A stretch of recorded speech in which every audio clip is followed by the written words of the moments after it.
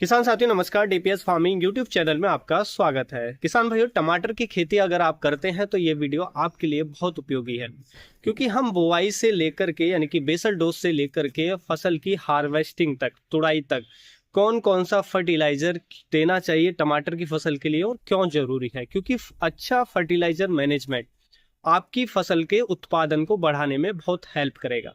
देखिए बाद में जाकर के जब हम हार्वेस्टिंग करते हैं और 2-3 हार्वेस्ट हम ले लेते हैं, यानी कि 2-3 तुड़ाई हम टमाटर के पौधे से ले लेते हैं, तो बाद में जाकर के टमाटर का साइज छोटा होने लगता है। टमाटर की जो फर्मनेस है यानी कि उसकी कठोरता है वो कम होने लगती है, जिसकी वजह से मार्केट में प्राइस हमें डाउन मिलने लगते हैं, मार्केट प्राइस अच्छे नहीं मिलते हैं। तो उसको हम कैसे मेंटेन रखें, यानी कि टमाटर के साइज को मेंटेन रखने के लिए, उसकी फर्मनेस यानी कि उसकी टाइटनेस को मेंटेन रखने के लिए कौन कौन से फर्टिलाइजर हमें देना चाहिए वो हम बात करेंगे। अच्छे उत्पादन के लिए हमें किन किन बातों का ध्यान रखना चाहिए बुआई से लेकर के हार्वेस्टिंग तक, सभी विषयों पर चर्चा करेंगे। वीडियो काफी इंफॉर्मेटिव होगा। वीडियो अच्छा लगे तो लाइक, शेयर एंड सब्सक्राइब करना बिल्कुल ना भूलें। तो चलिए जानते हैं। देखिए, सबसे पहले बात करेंगे कि अगर टमाटर की खेती आप कर रहे हैं तो उसकी स्पेसिंग बहुत प्रॉपर होनी चाहिए। जितनी सही स्पेसिंग होगी उतना अच्छा उत्पादन मिलेगा। स्पेसिंग की बात करें तो लाइन से लाइन की दूरी हमें 60 सेंटीमीटर रखनी चाहिए और पौधे से पौधे की दूरी हमें कम से कम 45 सेंटीमीटर रखनी चाहिए। ये स्पेसिंग रखते हैं तो आपको जो टमाटर की क्वालिटी है वो अच्छी मिलेगी और उत्पादन भी भरपूर मिलेगा। लेकिन अगर इससे भी कम स्पेसिंग अगर आप कर रहे हैं, यानी कि इसकी दूरी को घटा रहे हैं, लाइन से लाइन की दूरी को कम कर रहे हैं, तो टमाटर की जो क्वालिटी है वो डाउन हो जाएगी, जिसकी वजह से मार्केट प्राइस आपको कम मिलेगा। उसके साथ साथ कीट व रोग भी आपकी फसल में ज्यादा आएंगे तो उत्पादन उल्टा आपको कम ही मिलेगा। तो इसलिए जरूरी है स्पेसिंग प्रॉपर रहे, जिससे उसमें एरेशन, प्रकाश प्रॉपर पर हर पत्ती को पहुंचे, हर प्लांट को पहुंचे, जिससे उत्पादन बढ़ता है।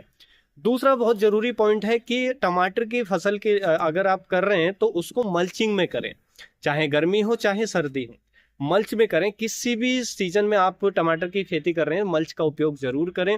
मल्च के उपयोग से हम उत्पादन को लगभग 30% तक बढ़ा सकते हैं अगर मल्च उपयोग कर सकते हैं। बहुत सारे किसान भाई मल्च इसलिए उपयोग नहीं करते हैं क्योंकि मल्च में हमें ड्रिप का भी उपयोग करना पड़ेगा, लेकिन बिना ड्रिप डाले भी आप मल्च का उपयोग कर सकते हैं। उसके लिए आपको एक बेड बनाना होता है। बेड लगभग हमें 60 सेंटीमीटर चौड़ा बेड होता है और उसके चारों तरफ हमें बीच में नाली बनानी होती है, ऊपर से हम मल्च से कवर कर देते हैं। देखिए, हम इसी तरीके से करते हैं, हम टमाटर की फार्मिंग करते हैं बिना ड्रिप के माध्यम से और उत्पादन बहुत अच्छा हमें देखने को मिलता है। शुरुआती स्टेज में ये जो मल्च होती है, जब इस पे लाइट पड़ती है तो जो सूरज की किरणें पड़ती हैं वो रिफ्लेक्ट होती हैं, तो छोटे पौधे पर जो कीटों का अटैक है वो भी कम होता है मल्च के कारण। तो मल्च उत्पादन को बढ़ाने के लिए बहुत उपयोगी है, तो आप मल्च का उपयोग कर सकते हैं। अब बात करते हैं फर्टिलाइजर मैनेजमेंट की, कैसे कैसे हमें फर्टिलाइजर मैनेजमेंट करना चाहिए। देखिए, अक्सर जो पौध की रोपाई की जाती है, यानी कि टमाटर की पहले नर्सरी तैयार की जाती है और नर्सरी तैयार होने में लगभग 25 से 30 दिन का समय लग जाता है बुआई के बाद। ये भी डिपेंड करता है कि टेम्परेचर कैसा है। अगर गर्मी जो टेम्परेचर है वो ठीक है तो जल्दी तैयार हो जाती है, और टेम्परेचर नाइट का डाउन जाता है तो समय लगता है नर्सरी को, और भी थोड़ा टाइम ले सकती है। तो नॉर्मली 25 से 30 दिन में पौधा तैयार हो जाता है एक नॉर्मल टेम्परेचर के अंदर प्लांटेशन के लिए। तो इसकी रोपाई की जाती है।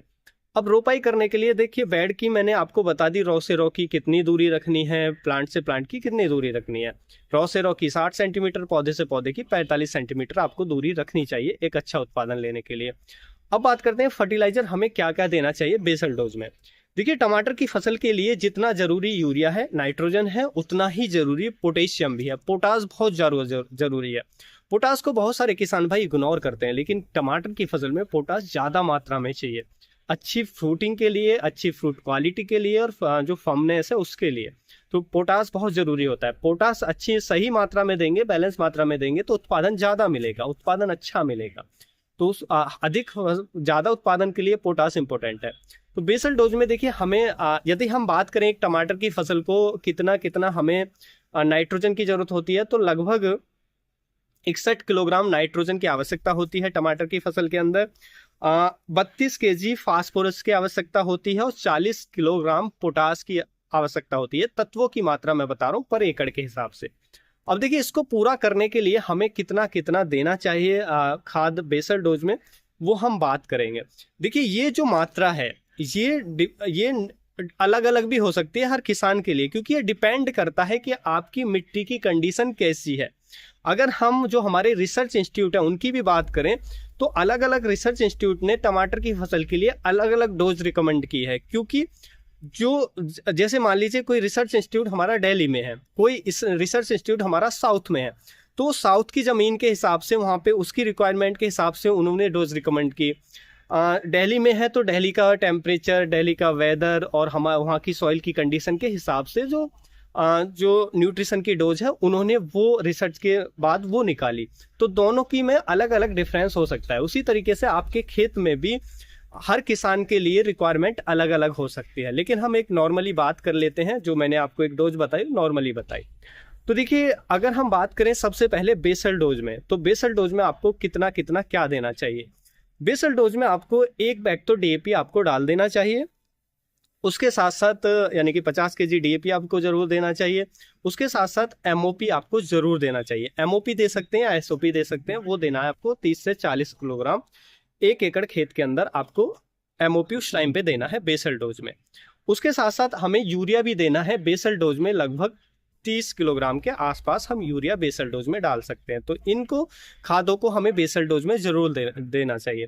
उससे पहले आपको जरूर ध्यान रखना है कि अच्छे उत्पादन के लिए जरूरी है हम 3 से 4 ट्रॉली गोबर की खाद 1 एकड़ में हमें डाल देनी चाहिए अच्छे उत्पादन पाने के लिए। तो बेसल डोज में वो भी जो गोबर की खाद है वो बहुत जरूरी होती है अच्छा उत्पादन लेने के लिए, तो वो डाल सकते हैं तो बहुत ही अच्छा रहता है। बाकी ये जो तीनों मैंने बेसल डोज बताई वो डाल दीजिएगा। बाकी डिपेंड करेगा आपकी मिट्टी में किस तत्व की कमी है। अगर आपकी मिट्टी में कुछ सूक्ष्म पोषक तत्व ऐसा है जैसे जिंक की कमी है तो कुछ जिंक आप ऐड कर सकते हैं। बाद में भी जिंक हम डाल सकते हैं, तो वो आपके ऊपर डिपेंड करेगा। कुछ बोरोन की कमी है तो बोरेक्स इसके साथ मिक्स कर सकते हैं। वो आपकी मिट्टी में किस तत्व की कमी है उसके अनुसार आपको वो भी ऐड कर लेना चाहिए। तो बेसल डोज में हमें, अगर हम एनपीके की बात करें, इतने इतने हमें मिक्स करके हमें देना चाहिए। उसके बाद बात करते हैं हम रोपाई के 20 से 25 दिन बाद। रोपाई के 20 से 25 दिन बाद हमारा जो पौधा है वो वेजिटेटिव स्टेज में होता है। फिर हमें 20 से 25 दिन बाद जो हमें देना चाहिए वो हमें नाइट्रोजन देना चाहिए जमीन के अंदर, यानी कि यूरिया देना चाहिए। यूरिया की बात करें तो 35 किलो के आसपास आप यूरिया दे सकते हैं। 35 से 40 किलोग्राम 1 एकड़ के अंदर आपको यूरिया देना है। साथ में आपको हमें एसओपी भी ऐड करना है, यानी कि सल्फेट ऑफ पोटाश, जो आप 5 किलो ले सकते हैं उस स्टेज में। तो उसको मिक्स करके आप उस स्टेज में डाल दीजिएगा। उसके बाद जो सेकंड डोज देनी है, यानी कि रोपाई के बाद जो सेकंड डोज देनी है वो देनी है आपको फ्लोवरिंग स्टेज में। फ्लोवरिंग स्टेज में फिर आपको 25 से 30 किलोग्राम यूरिया लेना है, साथ में 10 किलोग्राम एसओपी लेना है, वो फ्लोवरिंग स्टेज में आपको ऐड करना है। फिर आपको फ्रूटिंग स्टेज में भी ऐसे ही 25 से 30 किलोग्राम यूरिया, साथ में 8 से 10 किलोग्राम हमें एसओपी ऐड करना है और वो फ्रूटिंग स्टेज में देना है। ये जो हम एसओपी है वो हमें देना है कंटिन्यू, क्योंकि एसओपी बहुत ज्यादा जरूरी है उत्पादन को बढ़ाने के लिए। फ्रूटिंग स्टेज में जो एसओपी है उसको आप थोड़ा ज्यादा भी कर सकते हैं, 10 से 15 किलोग्राम भी कर सकते हैं। यूरिया की डोज को थोड़ा कम भी कर सकते हैं। देखिए, ये सब चीजें डिपेंड करेंगी आपकी मिट्टी की कंडीशन क्या है, और वो बेहतर तरीके से आप जानते हैं मिट्टी की कंडीशन क्या है, तो उस हिसाब से आप ये फर्टिलाइजर को थोड़ा कम ज्यादा भी कर सकते हैं। कि आपकी मिट्टी में पहले से मान लीजिए पोटास आई है तो थोड़ा कम दे सकते हैं, फास्फोरस आई है थोड़ा कम दे सकते हैं। ये सब चीजें डिपेंड करती हैं उस कंडीशन पे, आपकी सॉइल की कंडीशन पे। उसके साथ साथ देखिए, ये चीजें आपको फर्टिलाइजर देना है, उसके साथ साथ आपको पानी के साथ या ड्रिप के माध्यम से आपको जरूर चलाना है कैल्शियम नाइट्रेट। कैल्शियम नाइट्रेट बहुत ज्यादा जरूरी होता है। कैल्शियम नाइट्रेट उत्पादन बढ़ाने के लिए बेहद ही जरूरी है, और कैल्शियम नाइट्रेट टमाटर की फसल के लिए जो कैल्शियम है वो बहुत उपयोगी है। देखिए, कैल्शियम की प्रॉपर मात्रा देने से जो फलों का साइज है, फलों की क्वालिटी है वो बेहतर होती है। तो इसलिए जरूरी है कैल्शियम का समय समय पर आप उपयोग करते रहें टमाटर की फसल में। आप देखिए, जैसे कि हमारी वेजिटेटिव स्टेज आ रही है, यानी कि बुवाई के 20 से 25 दिन बाद, तो 5 किलोग्राम कैल्शियम नाइट्रेट आप दे सकते हैं पानी के साथ या ड्रिप के माध्यम से चला सकते हैं। इसको हम यूरिया और पोटास के साथ यानी कि एसओपी के साथ ऐड नहीं करेंगे, अलग से इसको पानी के साथ ड्रिप के माध्यम से चला देंगे अगर ड्रिप का आप यूज कर रहे हैं। उसके बाद फिर फ्लोवरिंग स्टेज में, फिर फ्रूटिंग स्टेज में और फिर हार्वेस्टिंग स्टेज में हमें 5-5 किलोग्राम ऐसे चलाते रहना है जो हमारा कैल्शियम नाइट्रेट है।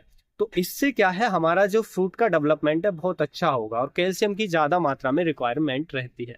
उसके साथ साथ आपको 1 या 2 स्प्रे मैग्नीशियम सल्फेट के ले लेने हैं टमाटर की फसल के ऊपर। मैग्नीशियम सल्फेट 1 स्प्रे या 2 स्प्रे आप ले लेंगे तो वो भी मैग्नीशियम की पूर्ति आपकी फसल में हो जाएगी, क्योंकि मैग्नीशियम भी बहुत जरूरी होता है टमाटर की फसल के लिए। उसके साथ साथ जो वेजिटेटिव स्टेज में मैंने आपको बताया यूरिया देना है, साथ में एसओपी देना है, उसके साथ साथ वेजिटेटिव स्टेज में आप जिंक जो हमारा चिलेटेड वाला आता है वो भी ऐड कर सकते हैं अगर जिंक की कमी है, क्योंकि जिंक की रिक्वायरमेंट भी ज्यादा होती है अच्छी ग्रोथ के लिए, अच्छी ब्रांचिंग के लिए बहुत जरूरी होता है जिंक टमाटर की फसल के अंदर। तो ये जो फर्टिलाइजर मैनेजमेंट है ये आप करेंगे, यानी कि आप वेजिटेटिव स्टेज में 25 से 30 दिन पर 20 से 25 दिन पर जो वेजिटेटिव स्टेज होती है उसमें आपको यूरिया लेना है, जो आप 35 से 40 किलोग्राम लेंगे, साथ में एसओपी लेंगे 5 किलोग्राम के आसपास, साथ में आप जिंक चिलेटेड जिंक जो आता है इसके साथ ऐड करेंगे और उसको आप डाल देंगे।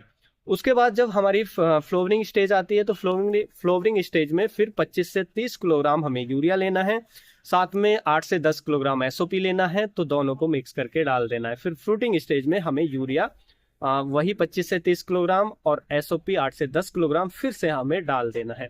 तो ये फर्टिलाइजर डोज देनी है। और साथ में जो हमें वेजिटेटिव स्टेज में जो कैल्शियम नाइट्रेट ड्रिप से या उससे आपको चलाते रहना है, साथ में हमें फिर फ्लोवरिंग स्टेज में भी चलाना है, अलग से हमें फ्रूटिंग स्टेज में भी चलाना है, जो 5-5 किलो पर एकड़ के हिसाब से आपको कैल्शियम नाइट्रेट का उपयोग करना है। तो ये फर्टिलाइजर बहुत महत्वपूर्ण है, अगर इनको देंगे तो उत्पादन बहुत अच्छा मिलेगा, आप देखेंगे क्वालिटी आएगी, फलों में ग्रोथ अच्छी आएगी और बहुत शानदार उत्पादन देखने को मिलेगा। उसके साथ साथ अगर आपको किसी तत्व की कमी लग रही है तो वो आप अलग से पूरा कर सकते हैं। ये जो मैंने तत्व बताए वो ज्यादा मात्रा में जरूरी रिक्वायरमेंट है हमारे प्लांट के लिए, टमाटर के लिए, तो इनको अगर पूरा करते हैं तो आपको उत्पादन अच्छा देखने को मिलेगा। उसके साथ साथ जब हार्वेस्टिंग चलती है, ये तो हो गए हार्वेस्टिंग तक। अब देखिए हार्वेस्टिंग के बाद भी मान लीजिए एक तुड़ाई से तो काम नहीं चलता है, हमें बहुत सारी तुड़ाई लेनी होती है आगे चल के, तो उसमें आप नाइट्रोजन, एसओपी और कैल्शियम नाइट्रेट को इन पे आप ध्यान देते रहेंगे। तो अगर इनको आप देते रहेंगे, जो एसओपी है वो डालते रहेंगे हर तुड़ाई के बाद, तो फलों का साइज, फल ज्यादा आएंगे, फलों का साइज अच्छा बनता रहेगा, फलों की क्वालिटी बनती रहेगी। साथ में जो कैल्शियम नाइट्रेट है वो भी चलाते रहेंगे तो भी फलों का साइज, क्वालिटी आपको बेहतर मिलता रहेगा। तो जरूरी है कि बाद में जब तुड़ाई होती है तो हर तुड़ाई के बाद आप कैल्शियम नाइट्रेट और ये जो खाद है वो जमीन में दे दें, और कैल्शियम नाइट्रेट यानी कि यूरिया, एसओपी को जमीन में डाल दें, कैल्शियम नाइट्रेट को ड्रिप के माध्यम से चला दें। तो ऐसा करने से उत्पादन आपको कंटिन्यू मिलता रहेगा, लंबे समय तक मिलता रहेगा। और जो माइक्रोन्यूट्रेंट है वो अगर आपको लगे तो एक आध स्प्रे माइक्रोन्यूट्रेंट का भी ले सकते हैं तुड़ाई के बाद, तुड़ाई के समय। तो उम्मीद है किसान भाइयों जो जानकारी है आपको अच्छी लगी होगी। जानकारी अच्छी लगी तो वीडियो को लाइक, शेयर एंड सब्सक्राइब करना बिल्कुल ना भूलें। फिर मिलेंगे हम आपको एक और नई वीडियो में नई जानकारी के साथ, तब तक के लिए आप अपना ख्याल रखें। धन्यवाद।